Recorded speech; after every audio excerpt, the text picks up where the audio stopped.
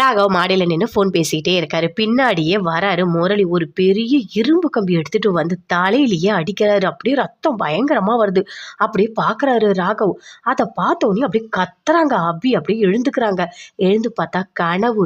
என்ன அபி, எதுக்காக நீ இப்படி கத்துற அப்படின்னு சொல்லிட்டு ராகவ் வராரு. இரு இரு ஒரு நிமிஷம் கூலா இரு, இங்கே வா உட்காரு அப்படின்னு சொல்லிட்டு கூப்பிட்டு உட்கார வைக்கிறாரு. தண்ணி எல்லாம் கொடுக்குறாரு. அப்படியே வாங்கி குடிக்கிறாங்க. என்ன ஆச்சு அபி, எதுக்காக நீ இப்படி கத்தன? உங்க அம்மா அப்பாவை பத்தி நினைச்சியா? என்ன பிரச்சனை அப்படின்னு சொல்லிட்டு கேட்குறாரு. இல்லை எதுவுமே இல்லை அப்படின்னு சொல்லிட்டு தேம்பி தேம்பி அழறாங்க அபி. என்ன அபி இப்படி குழந்தை மாதிரி அழுதுட்டு இருக்க? என்னதான் நடந்தது சொல்லு, எதுக்காக அழுத அப்படின்னு ராகவ் கேட்குறாரு. இல்லை எனக்கு கனவு வந்தது. என்னது கனவு வந்ததா? என்ன என்ன நடந்தது அப்படின்னு சொல்லிட்டு கேட்குறாரு. இல்லை உங்களை யாரோ அடிச்சா மாதிரி இருந்தது அப்படின்னு சொல்லிட்டு அப்படியே தலையெல்லாம் தொட்டு பார்க்குறாங்க. அதெல்லாம் ஒன்றும் இல்லை அபி, நீ ஏதாவது நினச்சிட்டே படுத்திருப்ப, அதுவே தான் கனவா வரும், வேற ஒன்றும் இல்லை. ஆமாம், நீ என்ன இப்படி பயப்படுற? அதுவும் சின்ன குழந்தை மாதிரி அழுதுட்டு இருக்க, ஒரு கனவை நினச்சி அப்படின்னு சொல்லிட்டு அப்படியே ராகவ் சிரிக்கிறாரு. அபியும் சிரிக்கிறாங்க. இல்லை எனக்கு கனவுல தாங்கவே முடியல, உங்களுக்கு தலையெல்லாம் ரத்தம் வந்தது அப்படின்னு சொல்கிறாங்க. அதெல்லாம் ஒன்றும் இல்லை சரியா, நான் நல்லா தான் இருக்கேன் அப்படின்னு ராகவ் சொல்கிறாரு. ஆமா, அன்னைக்கு நீ ராஜா அப்படியே ஜான்சி ராணி மாதிரி முரளி எல்லாரையும் போட்டு அடி அடின்னு அடிச்ச கட்டையில, இப்ப இப்படி பயந்து போற அப்படின்னு சொல்லிட்டு கேட்குறாரு. இல்லைங்க அதெல்லாம் ஒன்றும் இல்லை அப்படின்னு அப்படி சொல்றாங்க. சரி போ, போய் படு போ அப்படின்னு சொல்றாரு. ரொம்ப பாசமா பேசுறாரு. அவங்களும் போயிட்டு அப்படியே அப்படி படுக்கிறாங்க. படுக்கும்போது அப்படி திரும்பி பார்க்குறாங்க. இங்க பாரு, நீ தூங்கணும் சரியா, பயப்படாத நான் இருக்கேன் அப்படின்னு ராகவ் சொல்றாரு. அப்படி ரொம்ப பாசமா பேசுறாரு. அப்படியே சிரிச்சுட்டே அப்படி நல்லா தூங்குறாங்க. அடுத்த நாள் காலையில் அபி எழுந்துக்கிறாங்க. எழுந்துட்டு ஆர்டர் கொடுக்குறேன்னு சொன்னாங்கல்ல, அங்கே போகிறாங்க. அவங்க வீட்டுக்கு போயிட்டு ஃபோன் பண்ணுறாங்க. எட்டி பார்க்குறாங்க, யாருமே இல்லை. இங்கே பாருங்கள் மேடம், உங்கள் வீட்டு வாசலில் தான் நான் இருக்கேன் அப்படின்னு அபி சொல்கிறாங்க. வந்துட்டிங்களா, உள்ள ஹாலில் வெயிட் பண்ணிட்டு இருங்க, நான் வந்துடுறேன் அப்படின்னு சொல்லிட்டு ஃபோனில் சொல்கிறாங்க. அபியும் உள்ளே வராங்க. வந்து சுற்றி பார்க்குறாங்க. ஹாலில் அப்படியே வெயிட் பண்ணிகிட்டு இருக்காங்க. வெயிட் பண்ணிகிட்டே இருக்கும்போது கரெக்டாக விக்னேஷும் வராரு. வந்து அப்படியே பார்க்குறாரு அபியை. அபி என்ன இங்கே பண்ணுறீங்க அப்படின்னு சொல்லிட்டு கேட்குறாரு. இல்லை எனக்கு ஆர்டர் கொடுக்குறேன்னு சொல்லிட்டு இங்கே வர சொன்னாங்க, இந்த அட்ரஸ் தான் கொடுத்தாங்க அப்படின்னு அபி சொல்கிறாங்க. எனக்கும் ஆர்டர் கொடுக்குறேன்னு தான் இங்கே வர சொன்னாங்க அப்படின்னு விக்னேஷ் சொல்கிறாரு. ஓ அப்படியா, அபி உங்களை பார்ப்பேன்னு நான் நினச்சி கூட பார்க்கல அப்படின்னு சொல்லிட்டு ரெண்டு பேருமே சேர்ந்து ரொம்ப சந்தோஷமாக பேசிகிட்டு இருக்காங்க. பேசிக்கிட்டே இருக்கும்போது மாடியில் ஒரு சத்தம் கேட்குது. ஐயோ என்னை யாராவது காப்பாற்றுங்க அப்படின்னு சொல்லிட்டு யாரோ ஒருத்தவங்க கத்துறாங்க. என்னது இது, மாடியில் யாரோ கத்துறா மாதிரி இருக்குது அப்படின்னு சொல்லிட்டு அபி விக்னேஷ் ரெண்டு பேருமே சேர்ந்து அப்படியே டென்ஷன் ஆகுறாங்க. சரி வாங்க நம்ம போய் பார்க்கலாம் அப்படின்னு அபி போகிறாங்க. பின்னாடி விக்னேஷும் போகிறாரு. ரெண்டு பேருமே சேர்ந்து மாடியில் அந்த ரூமுக்கு போயிட்டு பார்க்குறாங்க. சுற்றி பார்க்கறதுக்குள்ளேயே யாரோ அந்த டோரை அப்படியே லாக் பண்ணுறாங்க. அப்படியே கத்துறாங்க. அபி யாரோ டோரை லாக் பண்ணிட்டாங்க அப்படின்னு சொல்லிட்டு அப்படியே கதவை தட்டுறாங்க. திறங்க திறங்க, நாங்கள் உள்ளே தான் இருக்கோம் அப்படின்னு சொல்லிட்டு அப்படியே தட்டுறாங்க. அப்போ விக்னேஷ் சொல்கிறாரு, இல்லை யாரோ ஏதோ பிளான் பண்ணியிருக்காங்க, இங்கே ஏதோ தப்பாக நடக்குது அபி அப்படின்னு சொல்லிட்டு விக்னேஷ் சொல்கிறாரு. ஐயோ தெரியாமல் நம்ம இங்கே வந்துட்டோமே, நம்ம ஹால்லேயே இருந்திருக்கலாம், ரூம்க்கு ஓடி வந்துட்டோமே, இப்போ என்ன படத்தே தெரியலையா அப்படின்னு சொல்லிட்டு அபி அப்படியே டென்ஷன் ஆகுறாங்க. கதவை பயங்கரமாக தட்டுறாங்க. அப்போ கூட கதவு திறக்கவே இல்லை. விக்னேஷும் கத்துறாரு, அபியும் கத்துறாங்க. மாற்றி மாற்றி கத்திட்டே இருக்காங்க. ஆனால் ரூம் ஓப்பன் ஆகவே இல்லை. அப்படியே இழுக்கிறாங்க.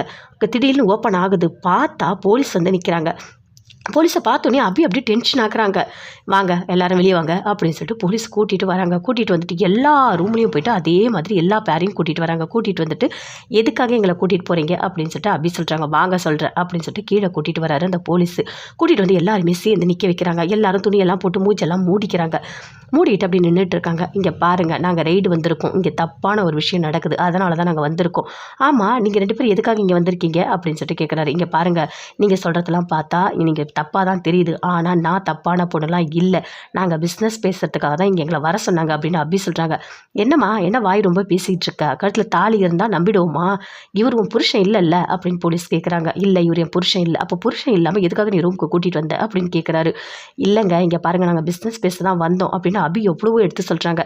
அதெல்லாம் இங்கே கேட்க முடியாது, உங்களை அரெஸ்ட் பண்ணியிருக்கோம்ல, வாங்க வந்து எதுவாக இருந்தாலும் போலீஸ் ஸ்டேஷனில் பேசுங்க அப்படின்னு போலீஸ் சொல்கிறாங்க. இங்கே பாருங்கள் அதெல்லாம் வர முடியாது, அபிமெல்லாம் எந்த தப்புமே இல்லை அப்படின்னு விக்னேஷ் சொல்கிறாரு. அதை கேட்டோன்னே அப்படியே போலீஸ்க்கு கோவமாக வருது. என்ன ஃபிகரை கூட்டிகிட்டு வந்துட்டு அப்படியே சப்போர்ட் பண்ணுறியா, வா அப்படின்னு சொல்லிட்டு அப்படியே கையை பிடிச்சா அபியை போலீஸ் எல்லாருமே இழுத்துட்டு வராங்க. அப்படியே அந்த விக்னேஷையும் இழுத்துட்டு வராங்க. இழுத்துட்டு போலீஸ் ஸ்டேஷன் வந்துட்டாங்க. வந்துட்டோடனே அபி சொல்கிறாங்க, இங்கே பாருங்கள் நான் எந்த தப்புமே பண்ணலை, எனக்கு பிஸ்னஸ் தரேன்னு சொல்லிட்டு தான் அங்கே வர சொன்னாங்க, ஆர்டர் தரேன்னு, அதனால தான் நான் அந்த அட்ரஸ்க்கு போனேன், என் மேலே எந்த தப்புமே இல்லை அப்படின்னு அபி சொல்கிறாங்க. அதை கேட்டோன்னே அந்த போலீஸ் கூட இருக்க இன்னொரு போலீஸ் ஒரு லேடிஸ்க்கு அப்படி கோவமாக வருது. என்னம்மா சும்மா வந்து கத்திட்டே இருக்க, என் மேலே தப்பு இல்லை, என் மேலே தப்பு இல்லை, போவா போய் உட்கார் போ, ஏதாவது இது மாதிரி பேசுனா அவ்வளோதான், நீ அப்புறம் அங்கே கையில் தான் பேசுவோம் அப்படின்னு சொல்கிறாங்க. அதை கேட்டோன்னே அபி எதுவுமே பேசவே முடியல, அப்படின்னு நின்றுட்டே இருக்காங்க. உடனே விக்னேஷும் போய் சொல்கிறாரு, இல்லை அவங்க மேலே எந்த தப்பும் இல்லை, அவங்கள வீட்டுக்கு அனுப்புங்கன்னு. அதெல்லாம் அனுப்ப முடியாது, நாங்கள் எங்கேருந்து கூட்டிகிட்டு வந்திருக்கோம், ரெய்டு பண்ணி கூட்டிகிட்டு வந்திருக்கோம், அதுவும் தப்பான இடத்துல இருந்து அனுப்பிட முடியுமா? போம்மா போய் அங்கே ஸ்டேட்மெண்ட்டு கொடு, அங்கே போயிட்டு நான் செஞ்சது தப்பு தான், நான் வந்துட்டு ஃபைன் கட்டுறேன்னு சொல்லிட்டு ஃபைன் கட்டிட்டு அதுக்கப்புறம் வீட்டுக்கு போ அப்படின்னு சொல்கிறாரு. அதெல்லாம் என்னால் கட்ட முடியாது அப்படின்னு அப்படியே கோவப்படுறாங்க. விக்னேஷ் சொல்கிறாரு, இங்கே பாரு அபி, இதுக்கு மேலே நம்ம வந்து இங்கே வெயிட் பண்ணிகிட்டு இருந்தால் வேலைக்கு ஆகாது, நான் என்னோடய பேரண்ட்ஸுக்கு ஃபோன் பண்ணுறேன், நீ ராகவுக்கு ஃபோன் பண்ண, அவர் வரட்டும், உன்னை கூட்டிகிட்டு போட்டோம் அப்படின்னு சொல்கிறாரு. அதை கேட்டோன்னே அப்படியே அபி ஷாக் ஆகுறாங்க, என்ன பண்ணுறதே தெரியலையே, அவருக்கு எப்படி நான் ஃபோன் பண்ண முடியும், அவர் ஏற்கனவே என் மேலே கோவத்தில் இருக்கார், ஏன்னா அவர் தப்பாக தான் நினைப்பார், இப்போ என்ன பண்ணுறது அப்படின்னு சொல்லிட்டு அப்படியே பதட்டமாக இருக்காங்க. இங்கே பாருங்கள், நானே ராகவுக்கு ஃபோன் பண்ணுறேன் அப்படின்னு விக்னேஷ் அப்படி ஃபோன் பண்ணுறாரு. ஆனால் ரிங் போகவே இல்லை. அபி, இங்கே போலீஸ் ஸ்டேஷனாக இருக்குது, இங்கே டவர் எதுவும் கிடைக்கல, நான் போய் வெளியே பேசுகிறேன் அப்படின்னு சொல்லிட்டு விக்னேஷ் போயிட்டு வெளியே பேசுகிறாரு. அவங்க அம்மா அப்பா கிட்ட எல்லாருக்கிட்டையுமே இன்ஃபார்ம் பண்ணுறாரு. ராகவுக்கு ஃபோன் பண்ணால் ராகவ் எடுக்கவே இல்லை, அப்படியே உள்ளே வராரு. நான் ராகவுக்கு ஃபோன் பண்ணால் ராகவ் எடுக்கவே இல்லை அப்படின்னு விக்னேஷ் சொல்கிறாரு. அதை கேட்டோன்னே அப்படியே ஒரு வாரம் டென்ஷன் ஆகுறாங்க. போமா போய் அங்கே உட்காரு, ஸ்டேட்மெண்ட்டு கொடு அப்படின்னு சொல்லிட்டு அப்படியே மிரட்டுறாங்க. இங்கே பாருங்கள் விக்னேஷ், நான் எந்த தப்புமே பண்ணலை அப்படின்னு சொல்கிறாங்க. இங்கே பாருங்கள் அபி, நீங்கள் நல்லவன்னு எனக்கு எல்லாமே தெரியும் சரிங்களா, இப்போ என்ன பிரச்சனைனா எப்படி நம்ம வெளியே போகிறது, அதை பற்றி மட்டும் தான் நம்ம யோசிக்கணும், ராகவுக்கு நான் மறுபடியும் ட்ரை பண்ணுறேன் அப்படின்னு சொல்கிறாங்க. அதை கேட்டோன்னே அப்படியே போலீஸ் கூப்பிட்றாங்க. இங்கே பாருமா, உங்கள் வீட்டில் யார் இருக்கா, இன்ஃபார்ம் பண்ணணும், நீ நம்பர் கொடு அப்படின்னு சொல்லிட்டு கேட்குறாங்க. அப்படியே அமைதியாக இருக்காங்க. என்ன அமைதியாக இருக்கீங்க, நம்பரை கொடுங்க, உங்கள் வீட்டுக்கு சொல்லணும்ல அப்படின்னு சொல்லிட்டு போலீஸ் கேட்குறாங்க. ராகவ் நம்பரை கொடுக்குறாங்க. போலீஸும் வாங்கிட்டு அந்த நம்பருக்கு ஃபோன் பண்ணுறாங்க. ராகவுக்கு இன்ஃபார்ம் பண்ணுறாங்க. யார் நீங்கள் அப்படின்னு ராகவ் கேட்குறாரு. இல்லை, நான் போலீஸ் ஸ்டேஷன்லேருந்து பேசுகிறேன் அப்படின்னு சொல்லிட்டு போலீஸ் சொல்கிறாங்க. எதுக்காக எனக்கு ஃபோன் பண்ணியிருக்கீங்க அப்படின்னு ராகவ் கேட்குறாரு. இல்லை, இங்கே அபின்றவங்க வந்துட்டு நாங்கள் இங்கே அரெஸ்ட் பண்ணி வச்சுருக்கோம், நீங்கள் வாங்க அப்படின்னு போலீஸ் சொல்கிறாங்க. அதை கேட்டோன்னே ராகவ் அப்படி டென்ஷன் ஆகுறாரு. ஏன், என்னாச்சு, என்ன நடந்தது அப்படின்னு சொல்லிட்டு கேட்குறாரு. இல்லை, நீங்கள் வாங்க, நேரில் வாங்க இந்த போலீஸ் ஸ்டேஷன் அப்படின்னு சொல்லிட்டு ஃபோனை கட் பண்ணுறாங்க. அப்படி ராகவ் பயங்கரமாக டென்ஷன் ஆகுறாரு. என்ன தான் நடந்திருக்கும் அப்படின்னு சொல்லிட்டு, எதுக்காக அபி போலீஸ் ஸ்டேஷன் போனால் ஒன்றுமே புரியலையே அப்படின்னு சொல்லிட்டு ரொம்ப பதட்டமாக கார் ஓட்டிகிட்டு வராரு. விக்னேஷ் அபி 2 பேருமே ரொம்ப டென்ஷனாக இருக்காங்க. இங்கே பாருமா, நீங்கள் என்ன சொன்னாலும் நடக்காது, நீ ஒழுங்காக சொல்கிறேன், நீ அங்கே அட்ரஸை கொடுத்து ஸ்டேட்மெண்ட்டை கொடுத்து ஆமான்னு ஒத்துக்கணும். உன்னை மாதிரி தானே எல்லாரும் அமைதியாக இருக்காங்க, நீ மட்டும் என்ன பேசிகிட்டே இருக்க, என்ன நடிக்கிறியா அப்படின்னு சொல்லிட்டு போலீஸ் கேட்குறாங்க. இங்கே பாருங்கள், நீங்கள் தேவையில்லாதெல்லாம் பேசிகிட்டு இருக்காதீங்க அப்படின்னு அபி சொல்கிறாங்க. நீ ரொம்ப பேசுகிறமா அப்படின்னு சொல்லிட்டு பயங்கரமாக கத்திட்டு இருக்காங்க. ராகவ் அப்படியே டென்ஷனாக வராரு அங்கேருந்து. ராகவ் போலீஸ் ஸ்டேஷனுக்கு வராரு. வந்த உடனே அபியை பார்க்குறாரு. என்ன அபி, ஏன் அபி இங்கே இருக்க அப்படின்னு சொல்லிட்டு அப்படியே ஒரு மாதிரி ஃபீல் பண்ணி அப்படியே கேட்குறாரு. எதுவும் பேசவே முடியல. அபி அப்படியே பார்க்குறாங்க. பார்த்துட்டோன்னே இங்கே வாங்க அப்படின்னு சொல்லிட்டு போலீஸ் கூப்பிடுறாங்க. அப்படியே ராகவ் வராரு. வந்து போலீஸ்கிட்ட பேசுகிறாரு. என்ன நடந்தது, எதுக்காக அபியை நீங்கள் அரெஸ்ட் பண்ணி வச்சுருக்கீங்க அப்படின்னு ராகவ் கேட்குறாரு. இவங்க என்ன பண்ணாங்கன்னு உனக்கு தெரியுமா அப்படின்னு கேட்குறாரு. அங்கே நாங்கள் ரெய்டு போனோம், அங்கே ரூமில் இவங்க தப்பான வேலை பார்த்துட்டு இருந்தாங்க, அதனால தான் நாங்கள் அரெஸ்ட் பண்ணோம் அப்படின்னு சொல்கிறாரு. அதை கேட்டோன்னே ராகவ் அப்படியே டென்ஷன் ஆகுறாரு. இங்கே பாருங்கள், நீங்கள் தப்பாக புரிஞ்சிட்ருக்கீங்க, அபி என்னோட ஒய்ஃபு, அவள் அந்த மாதிரிலாம் பண்ணுறவ கிடையாது அப்படின்னு சொல்கிறாரு. என்ன நடந்ததை நான் சொல்கிறேன், அதை கூட நம்பாமல் உங்கள் இஷ்டத்துக்கு பேசிகிட்டு இருக்கீங்க அப்படின்னு போலீஸ் அப்படியே கோவப்படுறாங்க. ராகவ் அப்படியே அபி கிட்ட வராரு. அபி, என்ன அபி நடந்தது, இவங்க என்ன இப்படிலாம் சொல்லிட்டு இருக்காங்க அப்படின்னு கேட்குறாரு. இல்லை, எனக்கு ஆர்டர் தரேன்னு சொல்லிட்டு ஃபோன் பண்ணாங்க, இந்த அட்ரஸ்க்கு போக சொன்னாங்க, நானும் போனேன், அங்கே விக்னேஷையும் வர சொன்னாங்க, அவரும் வந்தார், 2 பேரும் சேர்ந்து மாடியில் ஏதோ ஒரு சத்தம் கேட்குதுன்னு ஓடணும், அப்படியே லாக் பண்ணிட்டாங்க, கடைசியில் எங்களை மாட்டி விட்டுட்டாங்க, ஓப்பன் பண்ணால் போலீஸ் நிற்கிறாங்க அப்படின்னு சொல்லிட்டு நடத்த எல்லாத்தையுமே அபி சொல்கிறாங்க. அதை கேட்டோன்னே ராகவ் அப்படியே டென்ஷன் ஆகுறாரு. என்ன அபி, யார் என்னன்னு தெரியாமல் ஆர்டர் யார் தரேன்னு சொன்னாலும் நீ போயிடுவியா, இப்போ பாரு எவ்வளோ பெரிய பிரச்சனை மாட்டியிருக்க அப்படின்னு சொல்லிட்டு ராகவ் சொல்கிறாரு. எனக்கும் தெரியலங்க அப்படின்னு சொல்லிட்டு பயங்கரமாக அபி அழறாங்க. அழாத அபி அழாத, நான் பார்த்துக்கிறேன் அப்படின்னு ராகவ் போகிறாரு. இங்கே பாருங்கள், நான் ஒரு பெரிய ஆஃபீஸ் வச்சு நடத்துகிறேன், நீங்கள் தேவையில்லாத இந்த மாதிரிலாம் நீங்கள் பண்ணக்கூடாது, கண்டிப்பாக அபி எந்த தப்புமே பண்ணியிருக்க மாட்டா அப்படின்னு ராகவ் சொல்கிறாரு. இங்கே பாருங்கள், நீங்கள் பேசுகிறதெல்லாம் நாங்கள் கேட்க மாட்டோம், நாங்கள் எஃப்ஐஆர் போட்டுட்டோம், நீங்கள் எதுவும் இருந்தாலும் கோர்ட்டில் பார்த்துக்கோங்க அப்படின்னு சொல்கிறாரு போலீஸு. அதை கேட்டோன்னே அப்படியே பயங்கரமாக டென்ஷன் ஆகுறாரு ராகவ். உடனே ஃபோன் பண்ணுறாரு. ஃபோன் பண்ணி தெரிஞ்ச போலீஸ்க்கு எல்லாருக்குமே ஃபோன் பண்ணி கேட்குறாரு. நடந்த எல்லாத்தையுமே சொல்கிறாரு. உடனே அவங்க சொல்கிறாங்க, சரிங்க, நாங்கள் அந்த போலீஸ் ஸ்டேஷன் நம்பர் சொல்லுங்கள், நாங்கள் ஃபோன் பண்ணி பேசுகிறோம் அப்படின்னு சொல்கிறாங்க. அதே மாதிரி ஃபோன் பண்ணுறாங்க. ஃபோன் பண்ணோடனே சொல்லுங்கள் சார் அப்படின்னு சொல்லிட்டு போலீஸ் ஸ்டேஷனில் சொல்கிறாங்க. இங்கே பாருங்கள், அப்படின்ற பொண்ணை அரெஸ்ட் பண்ணி வச்சுருக்கீங்களா, அந்த பொண்ணு எந்த தப்பும் பண்ணுற பொண்ணு கிடையாது, அவங்களுக்கு நல்ல பேர் இருக்குது, நீங்கள் தேவையில்லாத இந்த மாதிரிலாம் பண்ணக்கூடாது அப்படின்னு சொல்கிறாங்க. சரிங்க சார், நான் ரிலீஸ் பண்ணிடுறேன் அப்படின்னு சொல்லிட்டு போலீஸ் அப்படியே ஃபோனை வைக்கிறாங்க. இங்கே பாருங்கள், நான் உங்களை அரெஸ்ட் பண்ணதெல்லாம் கரெக்டு தான், ஆனால் உங்களுக்கு போலீஸ்க்கெல்லாம் தெரியுன்றதுனால ஃபோன் பண்ணி நீங்கள் இன்ஃபார்ம் பண்ணுறீங்க, அவங்க உடனே இது உங்களை ரிலீஸ் பண்ண சொல்கிறாங்க அப்படின்னு சொல்லிட்டு அந்த போலீஸ் சொல்கிறாங்க. அதை கேட்டோன்னே அப்படியே கொஞ்சம் பரவாயில்லையா இருக்காங்க, எதுவுமே பேசவே இல்லை. இங்கே பாருங்கள், 2 பேருமே போங்க, இனிமேல் இந்த மாதிரிலாம் பண்ணக்கூடாது அப்படின்னு போலீஸ் சொல்கிறாங்க. இங்கே பாருங்கள், இனிமேல் இந்த மாதிரிலாம் பண்ணக்கூடாதுன்னு நீங்கள் சொல்லவே கூடாது, ஏன்னா 2 பேருமே எந்த தப்புமே பண்ணலை, நீங்கள் தான் தப்பாக அரெஸ்ட் பண்ணிட்டு வந்திருக்கீங்க அப்படின்னு ராகவ் பயங்கர கோவமா போலீஸ்கிட்ட பேசுகிறாரு. பேசிட்டு அங்கேருந்து அபியை கூட்டிகிட்டு வராரு. விக்னேஷ் அங்கேருந்து போகிறாரு. அப்படியே பயங்கரமாக டென்ஷனாக இருக்காங்க. அபி எதுவுமே பேசவே இல்லை, ஒரு மாதிரி ஃபீல் பண்ணுறாங்க. தேங்க்ஸ் அப்படின்னு சொல்கிறாங்க. எதுக்காக அபி நீ எனக்கு தேங்க்ஸ் சொல்கிற? உன்னை பற்றி எனக்கு தெரியும், யார் சொன்னாலும் நான் நம்ப மாட்டேன், நீ என்றைக்குமே நல்லவ தான் அப்படின்னு சொல்கிறாரு. அதை கேட்டோன்னே அபி ரொம்ப சந்தோஷப்படுறாங்க. அப்படியே ராகவ் அப்படியே ஹக் பண்ணிக்கிறாங்க. ஹக் பண்ணிவிட்டு அழறாங்க. அழாத அபி அழாத, இப்படி ஒரு கஷ்டம் வரும்னு நினச்சி கூட பார்க்கல. இப்போ சொல்கிறேன் கேளு, யாராவது உன்னை கூப்பிடுறாங்க, ஆர்டர் தரேன்னு சொன்னாங்கன்னா எல்லாமே யோசிச்சுப்போ, எடுத்தேன் கவுத்தனு போகாத. இப்போ பாரு இவ்வளோ பெரிய பிரச்சனை மாட்டி விட்டுருக்காங்க அப்படின்னு சொல்லிட்டு ராகவ் சொல்கிறாரு. யாராக இருக்குன்னு எனக்கு தெரியல அப்படின்னு சொல்கிறாங்க. சரி நீ வீட்டில் எதுவுமே இதெல்லாம் சொல்ல வேண்டாம், வீட்டுக்கு போகலாம் வா அப்படின்னு சொல்லிட்டு ராகவ் கூட்டிகிட்டு போகிறாரு. அபியும் போகிறாங்க. போனோடனே அப்படி பார்க்குறாரு முரளி. ஓ நீ தான் கூட்டிகிட்டு வந்தியா அப்படின்னு சொல்லிட்டு. அப்போது எல்லா விஷயமும் உனக்கு தெரிஞ்சிருக்கு, அபி மேலே உனக்கு கோவம் வரும், அது போதும் எனக்கு அப்படின்னு சொல்லிட்டு முரளி அப்படி சந்தோஷமாக சிரிச்சிட்ருக்காரு. அங்கேருந்து உள்ளே கூட்டிகிட்டு போகிறாரு. கூட்டிகிட்டு போனோடனே அப்படி ரொம்ப ஃபீல் பண்ணுறாங்க. எதுவுமே பேசவே இல்லை. போயிட்டு முருகாவை பார்த்து அழறாங்க. முருகா நான் என்ன முருகா தப்பு பண்ணேன், எதுக்காக எனக்கு இவ்வளோ பெரிய கெட்ட பேர் நீ வாங்கி வச்ச அப்படின்னு சொல்கிறாங்க. அதெல்லாம் ஒரு தப்புமே இல்லை அபி, இங்கே பாரு இனிமே தான் நீ கண்டுபிடிக்கணும் உன்னை யார் மாட்டி விட்டாங்கன்னு சொல்லிட்டு. ஆனால் நீ எந்த தப்புமே பண்ணாதவன்னு எனக்கு தெரியும், புரியுதா? நீ வருத்தப்படாத, நீ கஷ்டப்படாத அப்படின்னு சொல்கிறாரு.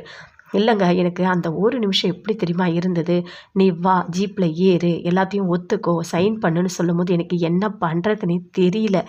எல்லாமே யதார்த்தமாக தான் நடந்துச்சு. ஆனால் இது எல்லாமே யாரும் பிளான் பண்ண மாதிரி தான் இருக்குது அப்படின்னு அபி ராகவ் கிட்ட சொல்கிறாங்க. இங்கே பார் இனிமேல் கேர்ஃபுல்லாக இரு சரியா, நீ ரெஸ்ட் எடு அப்படின்னு சொல்லிட்டு அங்கே வந்து ராகவ் போகிறாரு. ரொம்ப ஃபீல் பண்ணிகிட்டு இருக்காங்க. நடந்த எல்லாத்தையுமே அப்படியே அபி யோசிச்சு பார்த்துட்டே இருக்காங்க. போலீஸ் அரெஸ்ட் பண்ணது, விக்னேஷ் வந்தது, யாராக இருக்கும் இப்படி நம்மளை மாட்டி விட்டது யாராக இருக்கும் அப்படின்னு சொல்லிட்டு யோசிக்கிறாங்க. இந்த வீட்டில் இருக்கிறது முரளி சுந்தரி 2 பேர் தான். அப்போ இந்த முரளி தான் ஏதோ பிளான் பண்ணியிருக்கானா, இவன் தான் ஏதோ பண்ணியிருக்கான். ஏன்னா ராகவ் கிட்ட எப்போ பார்த்தாலும் நம்மளை மாட்டி விடுறதே இவன் தான். அப்போ இவன் தான் இவ்வளோ பிளான் பண்ணியிருக்கானா, விடக்கூடாது, இனிமேல் இவனை விடக்கூடாது, கண்டிப்பாக அவனை கண்டுபிடிக்கணும், கண்டுபிடிச்சி இவனோட அந்த முகத்தறி அப்படியே கிழிக்கணும், இவனை விடவே கூடாது அப்படின்னு அப்படி பயங்கரமாக டென்ஷன் ஆகுறாங்க. ரொம்ப சந்தோஷமாக அப்படியே சிரிச்சுக்கிட்டே போகிறாரு முரளி. அதை பார்த்தோன்னே சுந்தரி கேட்குறாங்க, என்ன முரளி பயங்கரமாக சந்தோஷமாக இருக்க போல அப்படின்னு சொல்லிட்டு. இருக்காதா பின்ன, எவ்வளோ பெரிய விஷயம் பண்ணியிருக்கேன் தெரியுமா அப்படின்னு சொல்கிறாரு. அதை கேட்டோன்னே அப்படி சுந்தரி சொல்கிறாங்க, என்ன பண்ண அப்படின்னு சொல்லிட்டு. நீங்கள் சொன்னீங்கல்ல அபி மேலே ராகவுக்கு சந்தேகம் வரணும்னு சொல்லிட்டு, அதே மாதிரி பிளான் பண்ணி அடித்தேன் அப்படின்னு முரளி சொல்கிறாரு. என்ன பண்ண அப்படின்னு சொல்லிட்டு சுந்தரி கேட்குறாங்க. நானா அபியை தப்பான ஒரு விஷயத்தில் மாட்டி விட்டுட்டேன் அப்படின்னு முரளி சொல்கிறாரு. என்ன பண்ண? ஆமாம் அபிக்கு பிஸ்னஸ் தரேன்னு சொல்லிட்டு ஒரு வீட்டுக்கு வர சொல்லிவிட்டு அங்கே விக்னேஷையும் வர வர வச்சு அவங்க 2 பேரும் ஒரே ரூமில் வச்சு லாக் பண்ணிவிட்டு போலீஸ்கிட்ட மாட்டி விட்டுட்டேன். இப்போ போலீஸ் ஸ்டேஷன் போயிட்டு தான் வராங்க, ராகவ தான் கூட்டிகிட்டு வந்திருக்கான் அப்படின்னு சொல்லிட்டு முரளி சொல்கிறாரு. அப்படியா இவ்வளோ விஷயம் நடந்திருக்கு, ஒன்றுமே தெரியாத மாதிரி உள்ளே இருக்கா அப்படின்னு சொல்லிட்டு சுந்தரி சொல்கிறாங்க. ஆமாம் அத்தை, ராகவ் யாருக்கிட்டையும் தெரிய வேணாம்னு சொல்லியிருப்பான், அதனால தான் அமைதியாக இருக்கா. இது சொன்னால் இவ்வளோ பெரிய அசிங்கம் இல்லை முரளி, இந்த விஷயத்தை இப்படியே விட்டால் வேலைக்கு ஆகாது, ஏதாவது ஒரு வகையில் வீட்டில் இருக்க எல்லாருக்குமே தெரியப்படுத்தணும் அப்படின்னு சுந்தரி சொல்கிறாங்க. அத்தை விட்டுருவேனா, இவ்வளோ விஷயத்த பிளான் பண்ணனா விட்டுருவேனா? கண்டிப்பாக அந்த அபியை அசிங்கப்படுத்துவேன். அசிங்கப்படுத்தினா என்னோட அபியை அசிங்கப்படுத்தணும்னு நினச்சி நான் அசிங்கப்படுத்த மாட்டேன். அப்படி படுத்தினா தான் அபி வீட்டை விட்டு வெளியே போவாள், அந்த ராகவுக்கு பிடிக்காமல் போகும். அதனால தான் நான் பண்ணுவேன். கண்டிப்பாக வீட்டில் இருக்க எல்லாருக்கிட்டையும் ஏதோ ஒரு வகையில் மாட்டி விடுவான் அத்தை, அதுக்கான நாள் சீக்கிரமாக வரும் அப்படின்னு முரளி சொல்கிறாரு. சரி இவ்வளோ பெரிய விஷயத்த யோசித்து சூப்பராக பண்ணியிருக்கியே அப்பா, எனக்கு ரொம்ப சந்தோஷமாக இருக்குது அப்படின்னு சொல்லிட்டு சுந்தரி அப்படியே போகிறாங்க. முரளியா பயங்கரமாக சந்தோஷமாக இருக்கார். அப்படியே உள்ளே போகிறாரு. போயிட்டு ஒரு மாதிரி டான்ஸ்லாம் ஆடுறாரு. ஆடிட்டு அவ்வளோ சந்தோஷமாக இருக்காரு. அங்கே வந்து அஞ்சலி வராங்க. என்னங்க ரொம்ப சந்தோஷமாக இருக்க மாதிரி இருக்குது அப்படின்னு கேட்குறாங்க. ஆமாங்க ரொம்ப சந்தோஷமாக தான் இருக்கேன் அப்படின்னு சொல்கிறாரு. சரிங்க சொல்லிட்டு அங்கே அஞ்சலியும் சேர்ந்து 2 பேருமே சேர்ந்து பேசிகிட்டு இருக்காங்க. அனு வீட்டில் இருக்காங்க. அங்கே வந்து ஆகாஷ் வராரு. வந்தவொடனே அப்படியே எழுதிட்டுருக்காங்க. அனு அந்த சீட்டை வாங்கி பார்க்குறாரு. என்ன அனு எல்லாமே எழுதிட்டுருக்கீங்க, காம்படிஷனில் கலந்துக்க போகிறீங்களா? கலந்துக்கிட்டு நீங்கள் தான் ஃபஸ்ட்டு ப்ரைஸ் வாங்க போகிறீங்க. ஆமாம் உங்களுக்கு சமைக்கிறதுல இவ்வளோ ஒரு இன்ட்ரெஸ்ட் வரும் நான் நினச்சி கூட பார்க்கலங்க அப்படின்னு சொல்கிறாரு. என்னங்க என்னை கலாய்க்கிறீங்களா அப்படின்னு நானும் சொல்கிறாங்க. அதெல்லாம் இல்லைங்க, உண்மையாக தான் சொல்கிறேன், நீங்கள் சூப்பராக சமைக்கிறீங்க அப்படின்னு சொல்கிறாரு. அது மட்டும் இல்லை, நான் வந்துட்டு ரேஸில் கலந்துக்க போகிறேன், பைக் ஓட்ட போகிறேன் அப்படின்னு சொல்கிறாரு. எனக்கு சொல்கிறீங்க, நீங்கள் வந்து ரேஸ்லையா? அதெல்லாம் வேண்டாங்க, உங்களுக்கு ஏதாவது ஆச்சுன்னா அதெல்லாம் அதே எனக்கு ரொம்ப கஷ்டமாக இருக்கும், அதெல்லாம் வேண்டாம், நீங்கள் போக வேண்டாம் அப்படின்னு நானும் சொல்கிறாங்க. என்னங்க பேசிகிட்டு இருக்கீங்க, சும்மா பயந்துட்டுருக்கீங்க, எனக்கு பிடிச்சிருக்குங்க ரேஸு, அதனால தான் நான் போகிறேன் அப்படின்னு சொல்கிறாரு ஆகாஷ். அதை கேட்டோடனே ஆனால் ஒரு மாதிரி டென்ஷன் ஆகுறாங்க. டென்ஷனெல்லாம் ஆகாதீங்க, நான் நல்லா தான் ஓட்டுவேன், எனக்கு ரொம்ப பிடிக்குங்க அப்படின்னு சொல்லிட்டு அங்கே வந்து போகிறாரு. அப்படியே அனு யோசிக்கிறாங்க. ஐயோ கடவுளே! இவருக்கு எதுவுமே ஆயிடவே கூடாது. இவர் எதுக்கு இந்த மாதிரிலாம் யோசிக்கிறாரு? ரேஸில் போகணும்னா நினைக்கிறாரு அப்படின்னு சொல்லிட்டு அப்படியே அனு பயங்கரமாக டென்ஷன் ஆகுறாங்க. ஆனால் ஆகாஷ் ரொம்ப சந்தோஷமாக போகிறாரு. விக்னேஷ் வீட்டுக்கு போகிறாரு. போனோடனே அவங்க அம்மா அப்பா எல்லாருமே கேட்குறாங்க, எப்படி நீ போலீஸ் ஸ்டேஷனில் போய் மாட்டின அப்படின்னு சொல்லிட்டு ஒரு மாதிரி டென்ஷன் ஆகுறாங்க. நடந்த எல்லாத்தையுமே விக்னேஷ் சொல்கிறாரு. அதை கேட்டோடனே அவங்க பேரண்ட்ஸும் ரொம்ப டென்ஷன் ஆகுறாங்க. என்ன இப்படிலாம் கூட நடக்குமா என்ன? உனக்கு பிஸ்னஸ் தரனை கூப்பிட்டு இப்படி ஒரு பழி போடுவாங்களா என்ன? உனக்கு யார் இருக்கா எதிரி அப்படின்னு சொல்லிட்டு கேட்குறாங்க. எனக்கும் அதாம்மா தெரியல, எனக்கு ஒன்றுமே புரியல. யாருன்னு இனிமே தான் கண்டுபிடிக்கணும். என்னையும் அபியும் சேர்த்து மாட்டி விட்டுட்டாங்க. ரொம்ப அசிங்கமாக போச்சு தெரியுமா போலீஸ் ஸ்டேஷனில். நான் எவ்வளோ சொன்னாலும் அங்கே கேட்கவே இல்லை. ராகவ் தான் வந்து என்னை வெளியே எடுத்தாரு அப்படின்னு சொல்லிட்டு நடந்த எல்லாத்தையுமே விக்னேஷ் சொல்கிறாரு. அதை கேட்டோன்னே அவங்க ரொம்ப ஃபீல் பண்ணுறாங்க. இங்கே பாரு விக்னேஷ், இனிமேல் நீ ரொம்ப கேர்ஃபுல்லாக இருக்கணும். ஒவ்வொரு விஷயத்தையும் பார்த்து பார்த்து பண்ணணும். ஏன்னா உன்னை வந்துட்டு ஏதாவது ஒரு வகையில் தப்பான இதில் மாட்டி விடுறதுக்கு ஆள் இருக்காங்க. ஆனால் உன் கண்ணுக்கே தெரியல. அவங்கள கண்டுபிடி, ஃபஸ்ட்டு கண்டுபிடி. அப்போ தான் உன்னால் நிம்மதியாக பிஸ்னஸ் பண்ண முடியும் அப்படின்னு சொல்லிட்டு அவங்க அம்மா அப்பா 2 பேருமே சொல்கிறாங்க. கண்டிப்பாக நான் கண்டுபிடிக்கிறேன், விடமாட்டேன் அப்படின்னு சொல்லிட்டு அப்படியே விக்னேஷ் பயங்கரமாக கோவப்படுறாரு. அபி ரொம்ப ஃபீல் பண்ணிகிட்டே இருக்காங்க. அப்படியே படுத்துகிட்டே இருக்காங்க. ராகவ் ஆஃபீஸ்லேருந்து வராரு. வந்தவொடனே பார்க்குறாரு அபியை. அபி என்ன அபி நீ படுத்துகிட்டே இருக்கியா, இன்னும் சாப்பிட்லையா அப்படின்னு சொல்லிட்டு கேட்குறாரு. இல்லைங்க எனக்கு எதுவுமே வேண்டாம் அப்படின்னு சொல்கிறாங்க. இங்கே பாரு அபி, நீ தேவையில்லாம் டென்ஷன் ஆகிட்டு இருக்காது, எழுந்துரு அப்படின்னு சொல்லிட்டு உட்கார வைக்கிறார். தண்ணியெல்லாம் கொடுக்குறாரு. நான் போய்ட்டு உனக்கு டிஃபன் கொண்டு வரேன் அப்படின்னு சொல்லிட்டு போய் டிஃபன் எல்லாம் கொண்டு வந்து கொடுக்குறாரு. கொடுத்துட்டு சாப்பிட்றாங்க. சாப்பிட்டோன்னே அபி சொல்கிறாங்க, இல்லை வீட்டில் இருக்க எல்லாருக்கும் தெரிஞ்ச ரொம்ப கஷ்டமாக போயிடும், நானே சொல்லிடுறேன் அப்படின்னு சொல்கிறாங்க. இங்கே பாரு அபி, நீ எதுவுமே பேசவே வேண்டாம். பாட்டிக்கு எல்லாருக்குமே தெரிஞ்சால் மனசு ரொம்ப கஷ்டப்படுவாங்க. எப்படி இதெல்லாம் நடந்தது சொல்லிட்டு ரொம்ப வருத்தப்படுவாங்க அபி, வேண்டாம் அப்படின்ற ராகவ சொல்லிட்டாரு. இல்லைங்க, நான் சொல்லி தெரிஞ்சாலாவது பரவாயில்லை, வேறு எந்த மூலியமாக தெரிஞ்சதுன்னா அவங்க ரொம்ப கஷ்டப்படுவாங்க. எதுக்காக அபி உண்மையை மறைச்சா அப்படின்னு சொல்லிட்டு ரொம்ப ஃபீல் பண்ணுவாங்க அப்படின்னு சொல்லிட்டு அபி சொல்கிறாங்க. நான் சொல்கிறேன் இல்லை அபி, நீ எதுவுமே பேச வேண்டாம், கொஞ்சம் பொறுமையாக இரு, அப்புறம் பார்த்துக்கலாம், ஃபஸ்ட்டு யாருன்னு கண்டுபிடி அப்படின்னு சொல்கிறாரு. எனக்கு என்ன சொல்கிறதுன்னு தெரியலங்க, எனக்கு ஒரு மாதிரி அதே ஞாபகமாக தான் இருக்குது, எனக்கு கண்டுபிடிக்கணும்னு தோணலை அப்படின்னு அபி சொல்கிறாங்க. எப்போவுமே ஒரு பிரச்சனை நடந்தால் நம்ம அதையே யோசித்து அதில் முழுகிடக்கூடாது. அதுலேருந்து மீண்டு வெளியே வரணும். வந்து நம்ம யோசிக்கணும், அந்த கஷ்டத்தை நமக்கு யார் கொடுத்தாலும் அதை கண்டுபிடிக்கணும், கண்டுபிடிச்சி அதை சரி பண்ணணும். அதை விட்டுட்டு நீயா இப்படி இருக்க, எவ்வளோ போல்டாக இருப்ப, எவ்வளோ கஷ்டத்தையும் நீ தாங்கின. இந்த துலாபாரத்தில் எவ்வளோ கஷ்டப்பட்ட, கல்லில் அடித்தாங்க, கல்லில் அப்படியே வந்துட்டு முள் குத்துச்சு, கல் குத்துச்சு, என்னென்னவோ கஷ்டப்பட்ட. அப்போ கூட நீ அந்த துலாபாரத்தை கரெக்டாக பண்ணி முடிச்சியா இல்லையா? அந்த மாதிரி மனசில் வைராகியம் இருக்கணும். நம்ம நினச்ச விஷயத்த அடையணும்னு நினைக்கணும். புரியுதா? அதை விட்டுட்டு என்ன காரணே தெரியாமல் இந்த மாதிரி படுத்துட்டு இருக்கக்கூடாது, இந்த மாதிரிலாம் இருக்கக்கூடாது அபினி அப்படின்னு சொல்லிட்டு ராகவ் சொல்கிறாரு. சரிங்க அப்படின்னு சொல்லிட்டு அபி சொல்கிறாங்க. அப்படியே ரொம்ப ஃபீல் பண்ணுறாரு. சாப்பிடு அபி, நீ சாப்பிடு அப்படின்னு சொல்லிட்டு ரொம்ப பாசமாக பார்த்துக்கிறாரு. அவ்வளோ பாசமாக பார்த்துக்கிறாரு. ஆனால் முரளி நினைக்கிறாரு, எப்படியாவது அந்த ராகவ் அபி 2 பேருக்குள்ளே சண்டை வரும். அதுவும் போலீஸ் ஸ்டேஷன்லேருந்து கூட்டிகிட்டு வந்திருக்கால, கண்டிப்பாக சண்டை வரும். 2 பேருமே பிரிஞ்சிருவாங்க. என்னோட அபி எனக்கு தான், நான் யாருக்காகவும் என்னோட அபியை விட்டு கொடுக்கவே மாட்டேன். அபி, உனக்கு ராகவுக்கு இன்றைக்கி நைட்டு நல்ல சண்டை தான். எப்படியா இருந்தாலும் உன் மேலே இருக்க அந்த சந்தேகம் அதிகமாக எனக்கு அவ்வளோ நல்லாயிருக்கும்.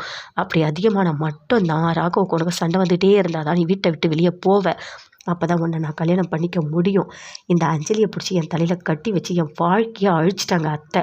ஆனால் இனிமேல் நான் சந்தோஷமாக இருப்பேன் அபி. சீக்கிரமாக உன்னை வீட்டிலேருந்து வெளியே பிரிக்கணும். அதுக்காக தான் நான் இப்படிலாம் பண்ணுறேன். ஏன்னா மன்னிச்சிட்டு அபி, உன்னை ரொம்ப கஷ்டப்படுத்துகிறேன் அப்படின்னு சொல்லிட்டு அப்படியே முரளி அப்படியே மைண்ட் வாய்ஸ்லேயே பேசிகிட்டு இருக்காரு. ராகு ரொம்ப பாசமாக பார்த்துக்கிறாரு. இங்கே பாரு அபி, சாப்பிட்டியா? சரி நிப்பாடு, எல்லாத்தையும் யோசிச்சுட்ருக்காத சரியா? முக்கியமாக நீ யாருக்கிட்டையுமே நான் என்கிட்ட கேட்காம சொல்லக்கூடாது அப்படின்னு சொல்கிறாரு. இல்லைங்க, நான் யார்கிட்டையும் சொல்ல மாட்டேன் அப்படின்னு அபி சொல்கிறாங்க. போல்டாக இருக்கணும். எவ்வளோ தைரியமாக இருந்த பொண்ணு நீ, இப்படி இருக்க நீ, உன்னை இப்படிலாம் பார்க்க எனக்கு பிடிக்கவே இல்லை. எப்போவுமே சிரிச்சுக்கிட்டு சந்தோஷமாக என்கிட்ட சண்டை போட்டுகிட்டே இருக்க அபி தான் எனக்கு பிடிக்கும் அப்படின்னு ராகவ் சொல்கிறாரு. அப்படியே பார்க்குறாங்க. அபி அப்படியே சிரிக்கிறாங்க. சரி நீ போய் படுப்போ அப்படின்னு சொல்லிட்டு ராகவ் அப்படியே உட்காந்துட்டு ஒர்க் பண்ணிகிட்டே இருக்காரு. அப்படியே யோசிக்கிறாரு, யாராக இருக்கும், எதுக்காக அபி எப்படி மாட்டி விட்டாங்க, அதுவும் இவ்வளோ பெரிய தப்பான ஒரு விஷயத்தில் மாட்டி விட்டுருக்காங்களா, யாராக இருக்கும் அப்படின்றாக யோசிக்கிறாரு. கண்டுபிடிக்கணும், கண்டிப்பாக கண்டுபிடிக்கணும். அபிக்கு இவ்வளோ பெரிய கஷ்டத்தை கொடுத்தது யார் அப்படின்னு சொல்லிட்டு ராகவ் அப்படியே பயங்கரமாக ஃபீல் பண்ணிகிட்டு இருக்காரு. அபியால் தூங்கவே முடியல. ரொம்ப ஒரு மாதிரி ஃபீல் பண்ணிகிட்டே இருக்காங்க. அப்படியே எழுந்து போகிறாங்க. எழுந்து தண்ணி குடிக்கலான்னு போகிறாங்க. அப்படியே பார்க்குறாரு முரளி. பார்த்துட்டு, என்னங்க என்ன பண்ணுறீங்க இங்கே அப்படின்னு கேட்குறாரு. அப்படியே பார்க்குறாங்க. அபிக்கு அப்படியே கோவமாக வருது, பயங்கரமாக கோவம் வருது. அப்படியே பார்க்குறாங்க. என்ன ஒரு மாதிரி ஏதோ டல்லாக இருக்க மாதிரி இருக்குது, ஏதாவது பெரிய பிரச்சனை நடந்ததா அப்படின்னு கேட்குறாரு முரளி. அதெல்லாம் ஒன்றும் இல்லை அப்படின்னு சொல்கிறாங்க அபி. இல்லையே, உங்கள் ஃபேஸை பார்த்தா அவ்வளோ டல்லாக இருக்குது, எனக்கு அப்படி தான் தெரியுது அப்படின்னு சொல்கிறாரு. அப்படியா, நீ ஒன்றும் இல்லைன்னு சொல்கிறல்ல, போங்க போய் உங்கள் வேலை இருந்தால் போய் பாருங்கள். எங்கள் அஞ்சலி அக்கா எங்கே இருக்காங்க? அவங்கள போய் நல்லா கேர் எடுத்து பார்த்துக்கோங்க போங்க. தேவையில்லாத என்கிட்ட பேசிகிட்டு இருக்காதீங்க அப்படின்னு அபி சொல்கிறாங்க. என்ன அபி இப்படி கோவப்படுறீங்க? நான் சாதாரணமாக தானே கேட்டேன் அப்படின்னு முரளி சொல்கிறாரு. இங்கே பாருங்கள் எனக்கு தலை வலிக்குது, நான் தண்ணி குடிக்க வந்திருக்கேன் அப்படின்னு அபி சொல்கிறாங்க. உங்களுக்கு நான் வேணா போய் டேப்லெட் ஏதாவது எடுத்து வந்து கொடுக்கட்டுமா அப்படின்னு முரளி சொல்கிறாரு. எனக்கு எதுவுமே வேண்டாம், எல்லாம் என் புருஷன் இருக்கார், ராகவ் இருக்கார், அவர் பார்த்துப்பார் சரிங்களா. உங்கள் ஒய்ஃபை போய் நீங்கள் பாருங்கள், அவங்க வேறு கன்சீவாக இருக்காங்க. இங்கே போயிட்டு அஞ்சலி அக்காவுக்கு என்ன வேணும் வேணான்னு பார்த்து பார்த்து பண்ணுங்க, இங்கே வராதிங்க போங்க அப்படின்னு சொல்லிட்டு அப்படியே அபி பயங்கரமாக கோவப்படுறாங்க. என்ன அபி சூப்பர், நல்ல டென்ஷனாக இருக்க போல இருக்குது, ராகவ் சண்டை போட்டானா அப்படின்னு சொல்லிட்டு முரளி அப்படி